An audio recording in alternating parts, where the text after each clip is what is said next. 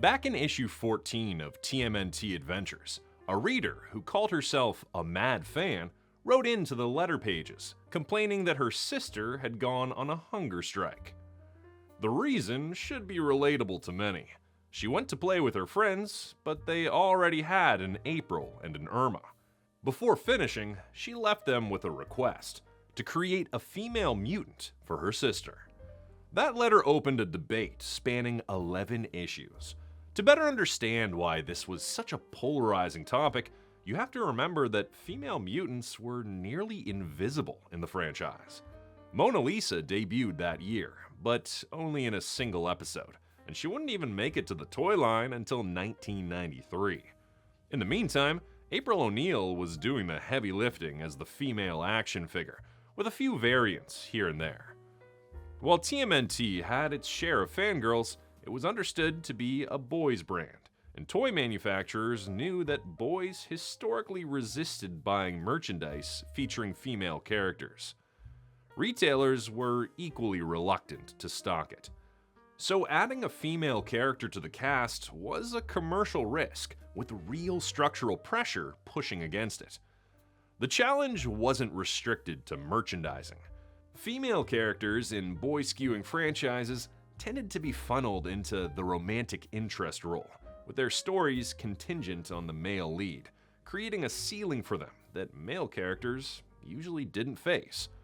They also attracted disproportionate criticism. Too weak, too strong, too present, not present enough. They became lightning rods for every frustration fans had with the franchise, regardless of what the character actually did. The letter pages made this dynamic painfully visible. Some young readers responded to the female mutant request with mockery, often with sexist remarks that were common among young boys at the time. To take her sister out of that hunger strike, this mad fan painted her Raph action figure's bandana pink and added some brown hair as well. She then created a new belt for this new turtle and placed the figure on her sister's pillow. That did the trick. But the debate was already out there, and it was time someone did something about it.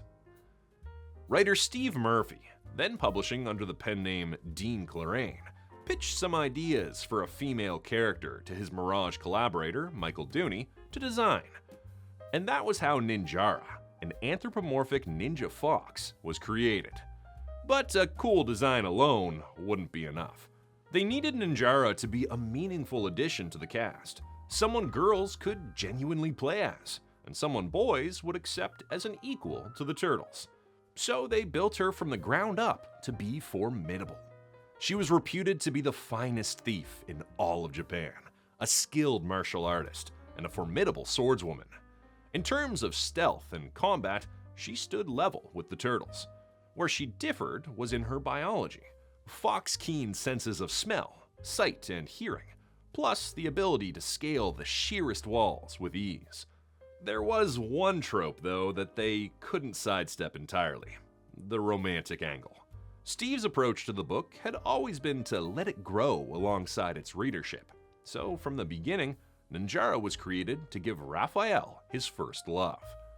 Steve saw a piece of his own rebellious younger self in Raphael, which probably explains why Raph was the one chosen for that particular milestone. Ninjara was too aggressive a name, so she was given a proper one, Umeko, which can be read as Plum Blossom Child.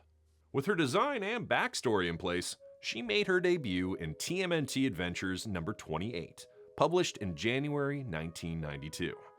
Umeko wasn't a mutant. She belonged to an ancient race of fox people who made their home on a small rocky island off the coast of Japan called the Isle of Mists.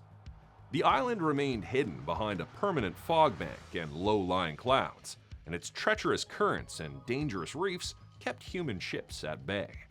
That isolation was intentional. Past encounters with humans had ended in disaster, and after centuries of separation, the fox people were believed to be nothing more than folktales.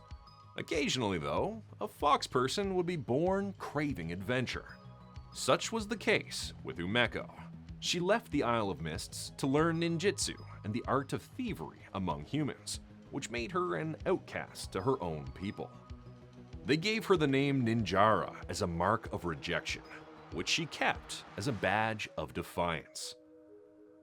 Umeko's travels eventually led her to work for Chien Khan, the leader of the Dogstar Gang. Chien had struck a deal with a demon, and releasing it into the world required an enormous surge of energy.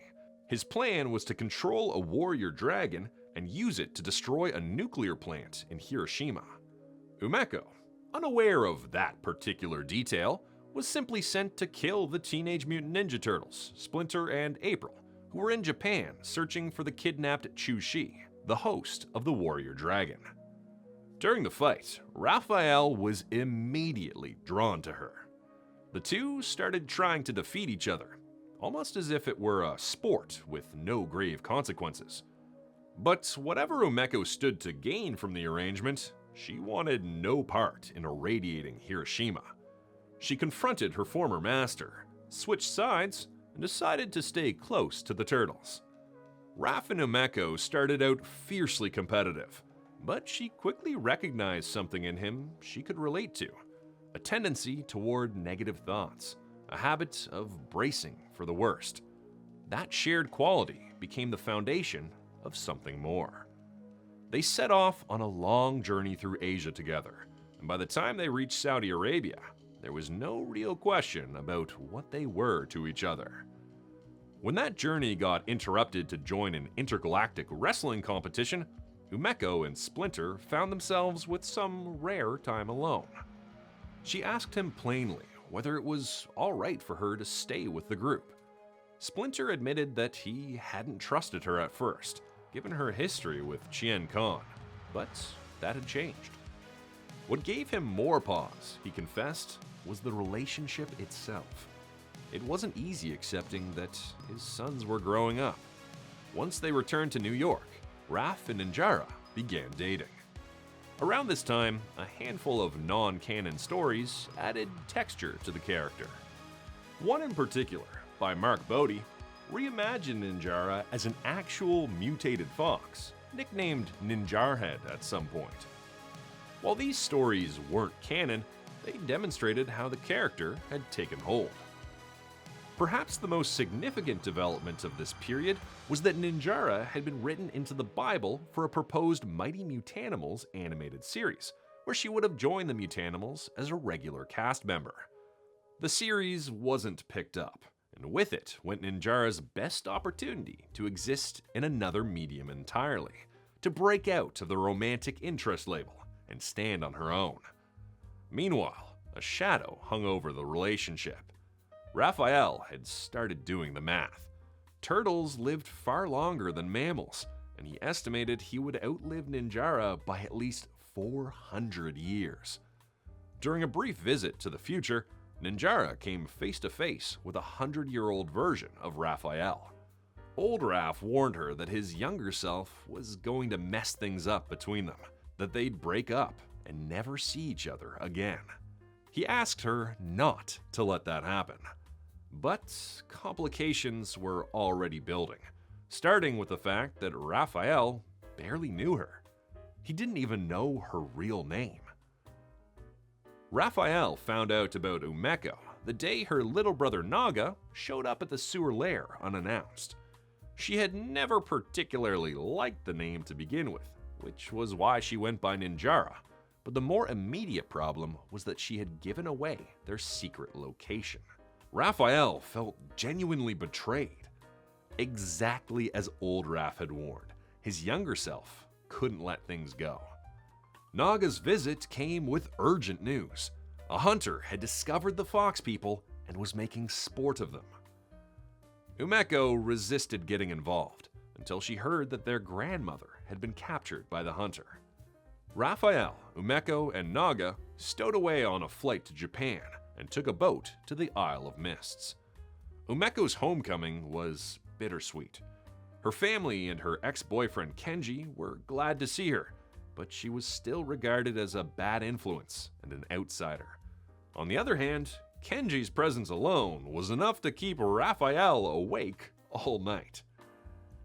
The Fox people had already decided against mounting a rescue for Umeko's grandmother, so the next morning, the three of them set out for a nearby island to handle it themselves.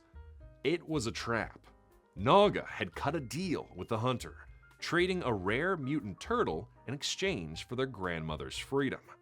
But when the hunter laid eyes on Ninjara, he decided to expand the terms of that deal. Umeko's grandmother, seeing how badly things had spiraled out of control, freed herself and helped everyone escape.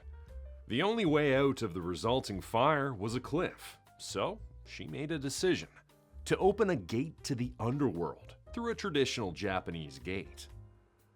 The hunter followed them through, but was completely unprepared for what was waiting on the other side, a demoness known as Volvana, who told him, a little too late, that only the pure of heart could pass back through the gate.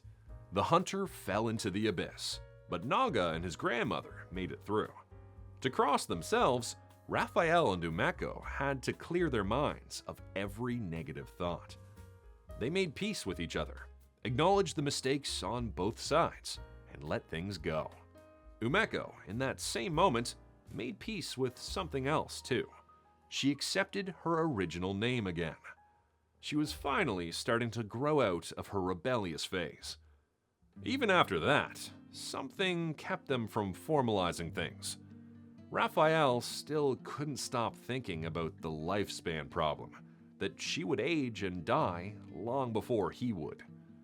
During one of old Raph's visits back to the present, Raphael pressed him on it. Old Raph avoided answering the question, but he did offer this much. They would love each other for a long as time allowed. Old Raph was also sitting on a small secret. In the future, he married a coyote woman named Mezcal. The two ran an establishment called Turtle Island, most likely a pub of some kind. Whether or not that marriage was an attempt to recapture what he had with Ninjara, it did establish a pattern in Raphael's romantic life, a preference for canines. It also made him, incidentally, the first turtle in any continuity to get married. Back in the present, after spending so much time orbiting the turtles, Umeko started to feel homesick in a way she couldn't quite verbalize. There was something almost poignant in the fact that the story acknowledged it directly. She had ended up trapped in the romantic interest trope, pulled along by Raphael's world, with her own needs drifting further into the background. She confessed to feeling adrift, carried along by the current of Raphael and his brothers. Raph hadn't really been checking in on her, hadn't asked what she wanted or where she was trying to go. During a trip to Alaska, Ninjara was shocked by the howling of Mokashan, the leader of the wolf people. She couldn't figure out why this howling called her attention, but she would later learn this was a howl of mourning. Drawn into the discovery of these wolf people, she started to see things more clearly. Her relationship with Raph had stalled and wasn't going anywhere. Meeting Mokashan made her realize she no longer loved him.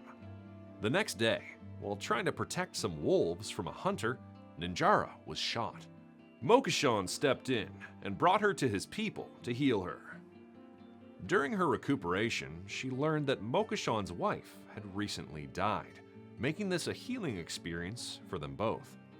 He also explained that the wolf people had come from Asia a long time ago, suggesting a possible shared ancestry with the fox people.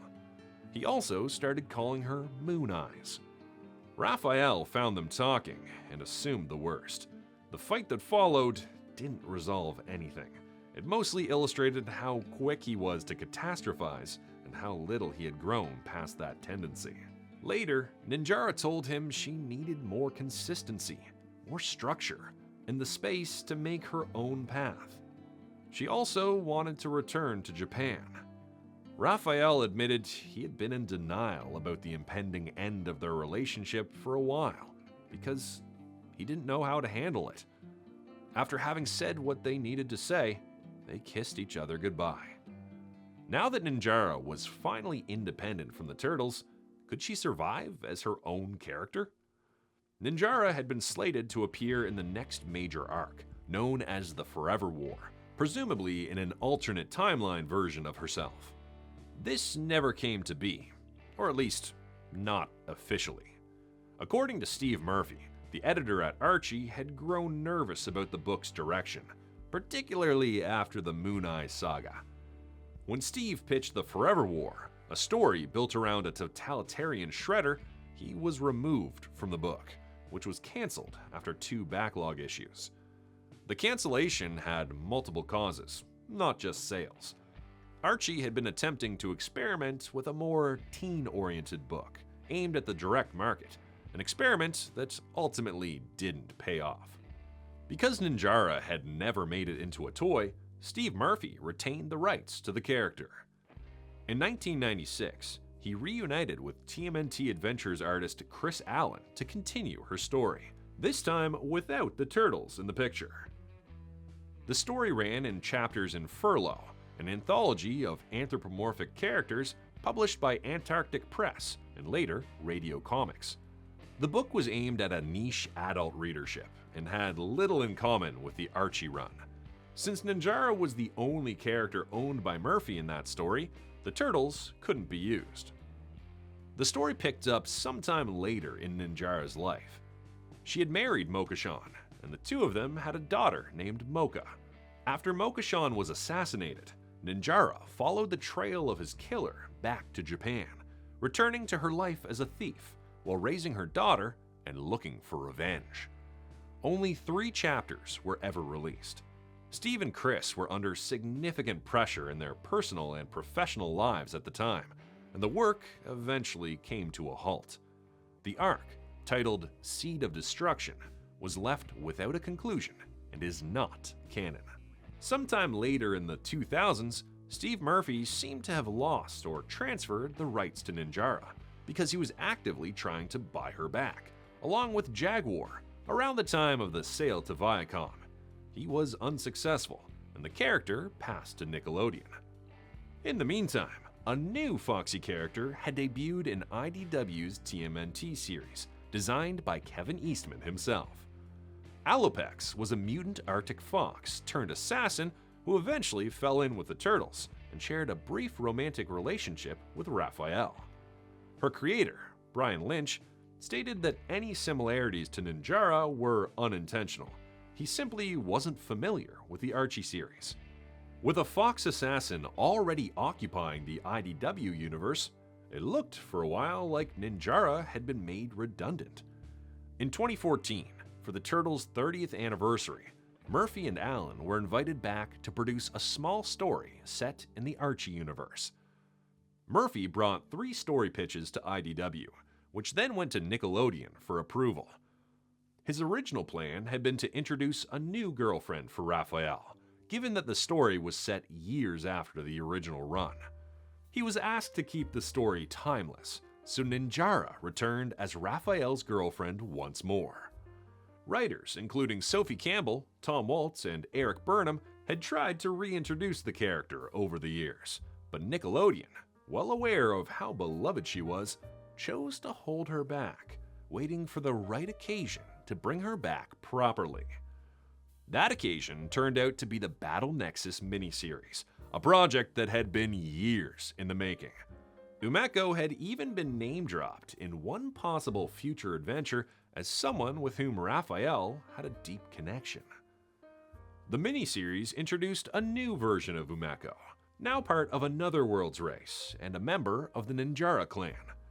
Umeko and Alopex met, and while initially on opposing sides, together they fought for their freedom. But that's a story already covered in another video.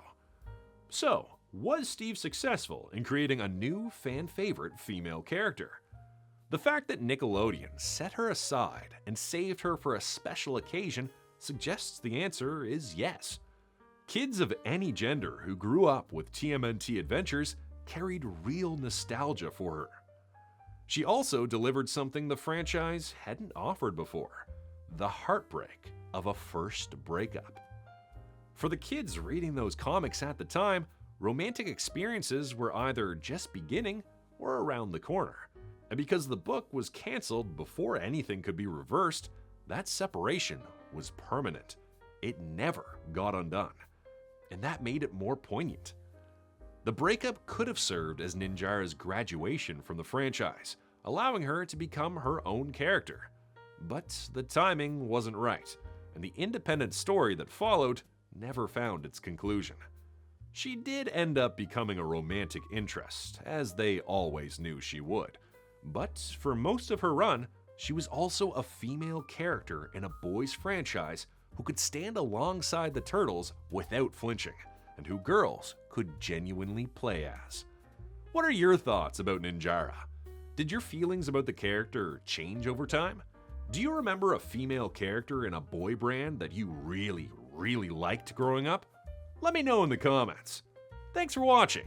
See you in the sewers.